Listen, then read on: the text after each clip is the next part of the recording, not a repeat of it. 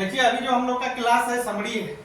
हम लोग का अभी का जो क्लास स्टार्ट हो रहा है, ये चीज को समझना बहुत जरूरी है। इंग्लिश का ये दूसरा चैप्टर है, ऐसे सॉन्ग ऑफ माई सेल्फ।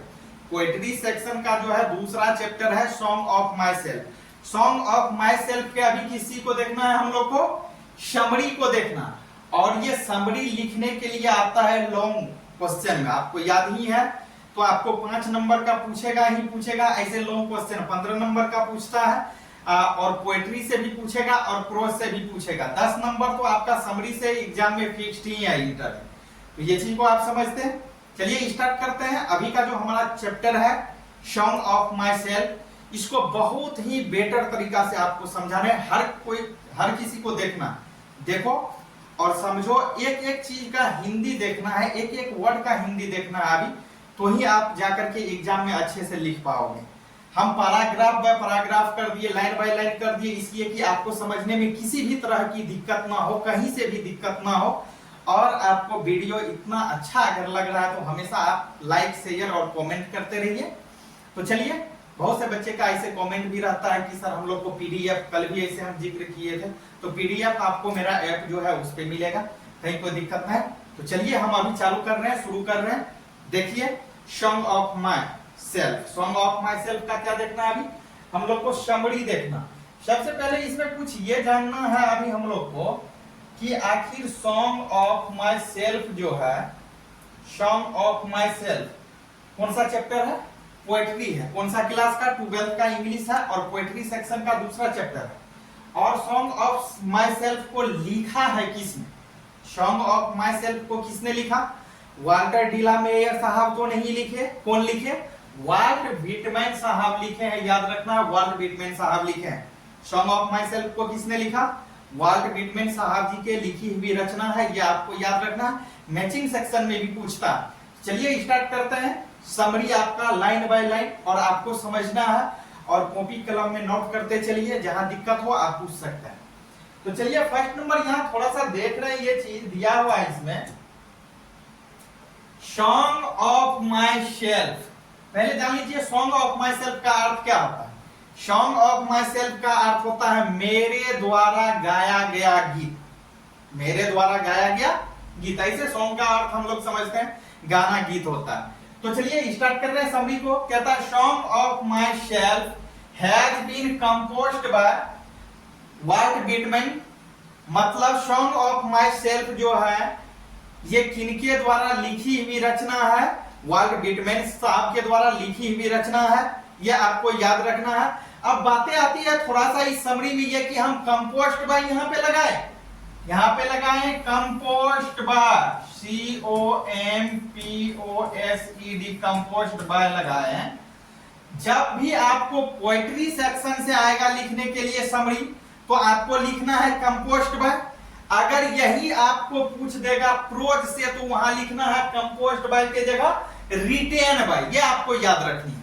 चलिए नेक्स्ट नंबर को पहला समझ गए। कह रहा है song of myself has been composed by Walt Whitman. मतलब सॉन्ग ऑफ माई सेल्फ जो है वाल्ट व्हिटमैन साहब की लिखी हुई रचना, ये याद रखना है। इस लाइन का हिंदी आप समझ गए होंगे। नेक्स्ट नंबर दूसरा देखिए, कहता Walt Whitman was born in 1819 and died in 1892। मतलब वाल्ट व्हिटमैन साहब के बोर्न जो हुए, बोर्न मींस क्या? पैदा होना, जन्म लेना। तो कहता वाल्ट व्हिटमैन वाज बोर्न, यानी कि वाल्ट व्हिटमैन साहब पैदा हुए थे, जन्म लिए थे, या जन्म हुआ था। कब हुआ था? इन मींस में, इन कितना? 1819 में वाल्ट व्हिटमैन साहब के जन्म हुए, ये जन्म लिए थे। और इसकी डाइड की बात कर ले, एंड डाइड मृत्यु की, वाल्ट व्हिटमैन साहब की मृत्यु कब हुई थी? कब, कितना ईस्वी में? याद रखना है 1892। मतलब 1892 ईस्वी में इनके क्या हो गई थी? मृत्यु हो गई थी। किनकी मृत्यु हो गई थी ये याद रखना है आपको?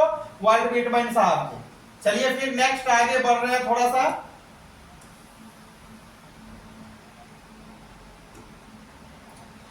तीसरा नंबर देखिए क्या था, he was an American poet, he was an American poet. He means हुआ प्रोनाउन का प्रयोग हुआ है, किसके लिए हुआ है ही का प्रयोग, वाल्ट विटमैन साहब के लिए, वाल्ट विटमैन साहब के लिए हुआ है। तो क्या था, he was an American poet, वह एक अमेरिकन पोएट थे, अमेरिकन कवि थे या कवि था।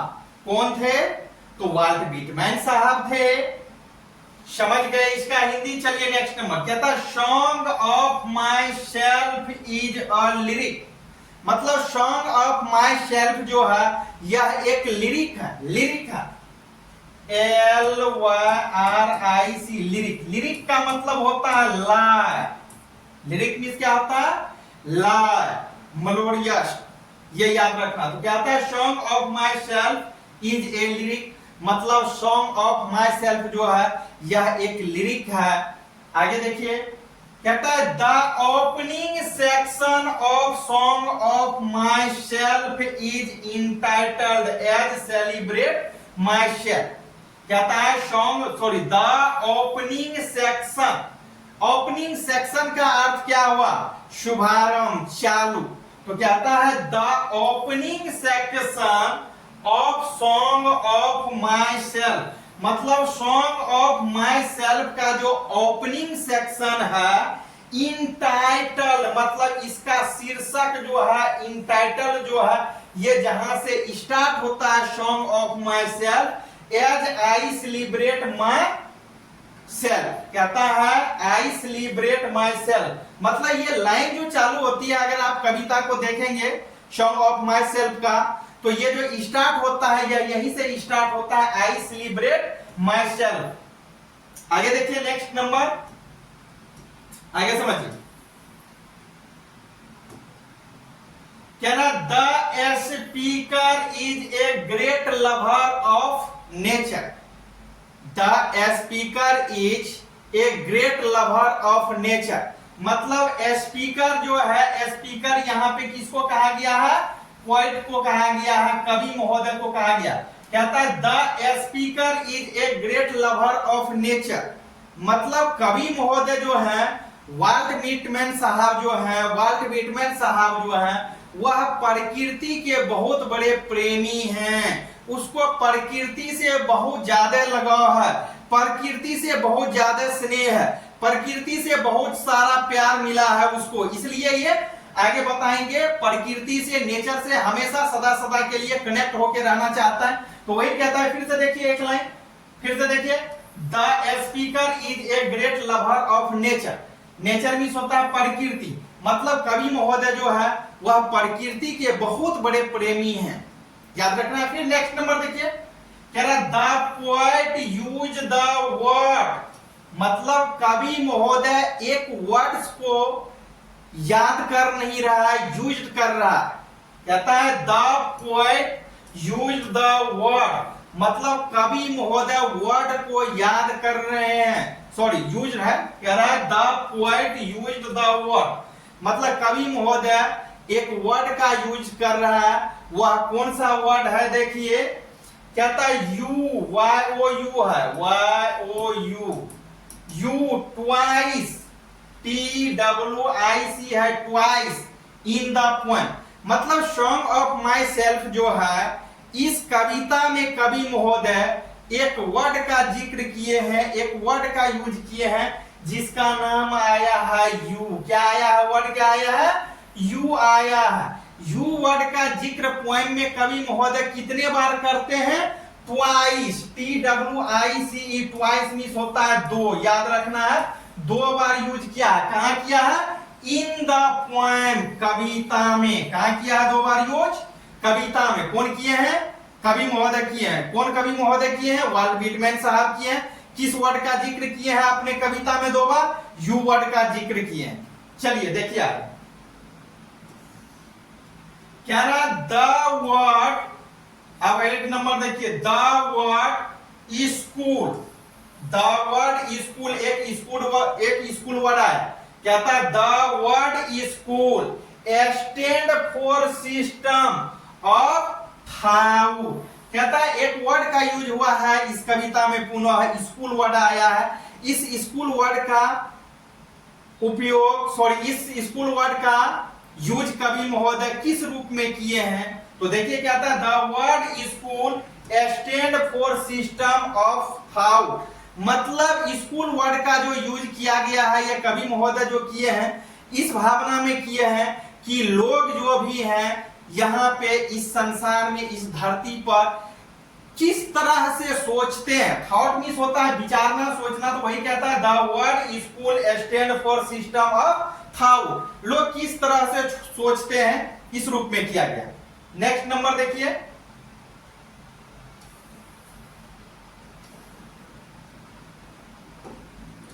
आगे कह रहा द पोएट, मतलब कवि महोदय, पोएट मीन्स कवि, the poet Whitman tells that every atom of blood is the same in all humans।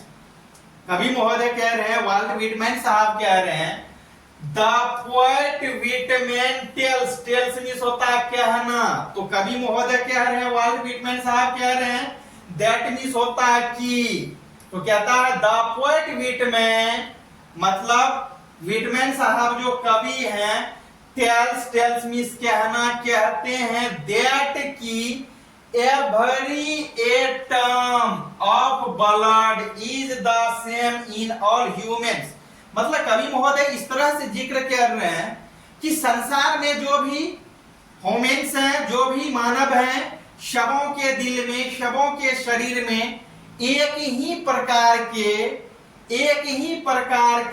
Atom, मतलब एक ही प्रकार के परमाणु किसी का प्रभावित हो रहा है, बह रहा है, ब्लड का। मतलब कहने का अर्थ यह हुआ कि कवि महोदय कह रहे हैं, इस कविता के माध्यम से, इस पंक्ति के माध्यम से कह रहे हैं, संसार में जितने सारे मानव जाति है, जितने सारे मानव हैं, शवों के दिल में एक ही प्रकार के एटम प्रवाहित होता है, किसी का, खून का, एक ही सेम, मतलब एक ही तरह के खून शवों के शरीर में क्या होता है, प्रवाहित होता है। आगे देखिए, क्या रहा है, Whitman hopes to continue means सदा सदा, हमेशा, हमेशा के लिए, ऐसे पूरे वर्ड का भी यहाँ यूज होता है। तो क्या रहा है, विटमैन होप्स, मतलब होप्स मींस आशा करना, आशा करते हैं, तो क्या रहा है, विटमैन होप्स, मतलब कवि वाल्ट विटमैन साहब आशा करते हैं, to connect his work till his death, मतलब कवि महोदय हमेशा ये आशा करते हैं कि मैं अपना लिखने का काम तब तक जारी रखूं। ऐसे आप किताब पढ़ेंगे तो डीपली नॉलेज होगा। तो कह रहा Walt Whitman hope to continue his work till his death, मतलब कवि महोदय को ऐसा लगता है या ऐसा कहना चाहते हैं कि मैं जब तक जीवित हूं, मैं जब तक जिंदा हूं, तब तक सदा सदा के लिए, हमेशा हमेशा के लिए क्या चीज को जारी रखूं, अपना वर्क जो है लिखाई का, ये पोएट्री को लिखने का, ये सदा सदा के लिए मेरा लगा रहे, तब तक लगा रहे, तब तक करता रहूं जब तक कि मैं मर नहीं जाता हूं। आगे देखिए नेक्स्ट नंबर,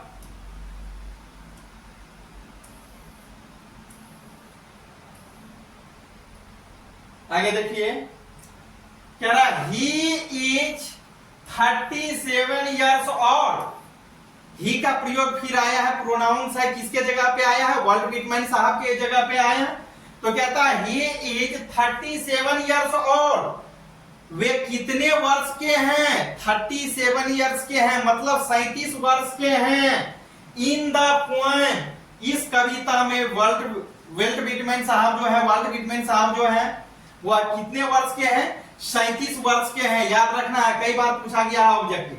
फिर नेक्स्ट नंबर देखिए, कह रहा है his poetry is, his means उसका, उसके, तो कहता है his poetry is collect in leaves of grass, मतलब इसका ये पोएट्री जो हम पढ़ रहे हैं, सॉन्ग ऑफ माई सेल्फ, ये कहां से लिया गया है, लीव्स ऑफ ग्रास से लिया गया।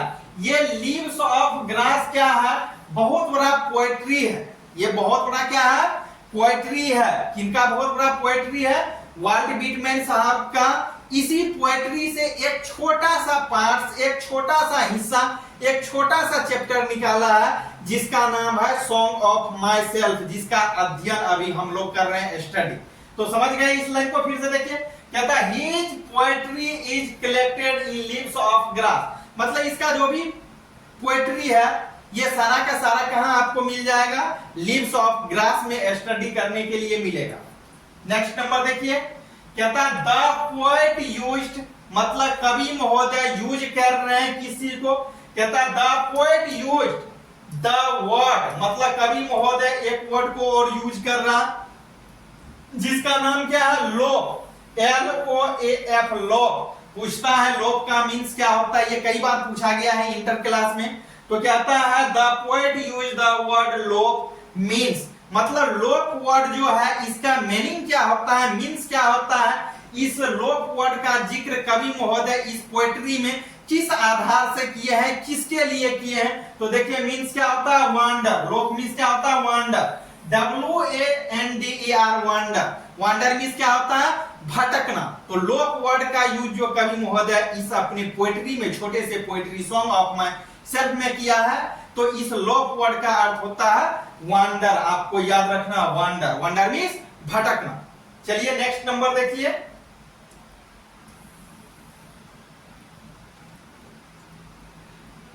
कह रहा he is also known as people poets, he is also known as a people poets.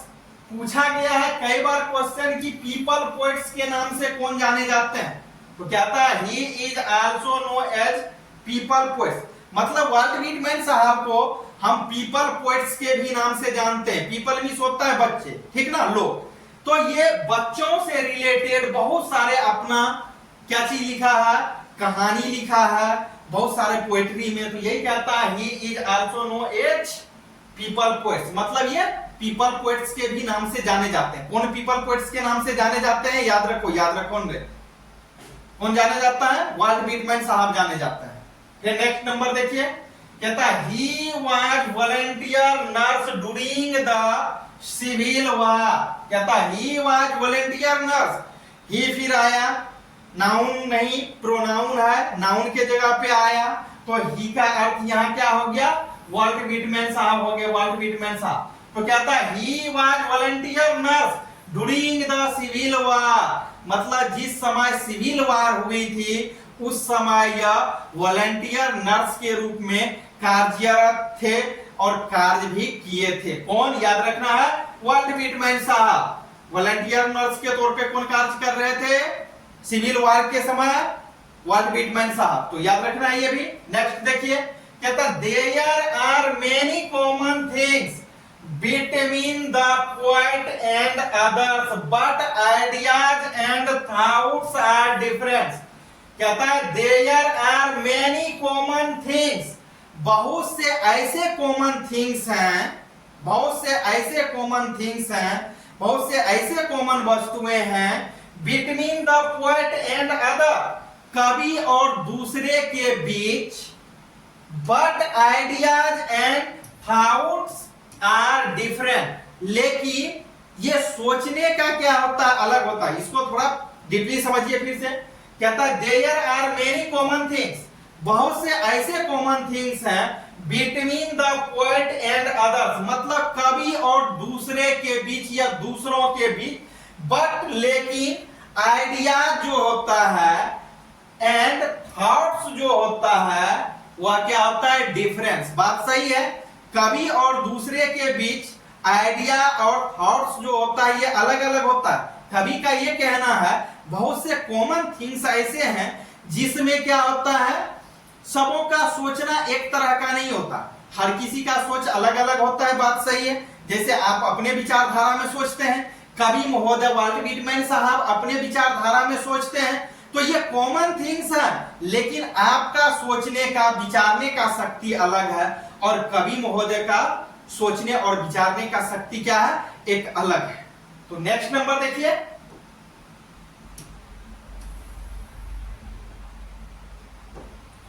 Next कह रहा है he loves nature and wants to be connected to nature forever. क्या रहा, ही लव्स, वे प्यार करते हैं या वह प्यार करता है। कौन प्यार करते हैं? कवि महोदय वाल्ट व्हिटमैन साहब प्यार करते हैं, ठीक ना। And wants to be connected to nature forever, मतलब क्या था, ही लव्स नेचर, कवि महोदय प्रकृति से बहुत ज्यादा प्यार करते हैं, लगाव रखते हैं। एंड वांट्स, और वो ये चाहता है to be connected to nature forever, मतलब ये सोचता है कि मेरा प्रकृति से लगाव जो है, प्यार जो है, ये सदा सदा हमेशा हमेशा के लिए रहे, अनवरत रहे, जब तक कि मैं मर नहीं जाता हूं। अगर मैं मर भी जाता हूं तो पर भी मेरा प्यार, मेरा स्नेह जो है वह हमेशा अमर अजर है।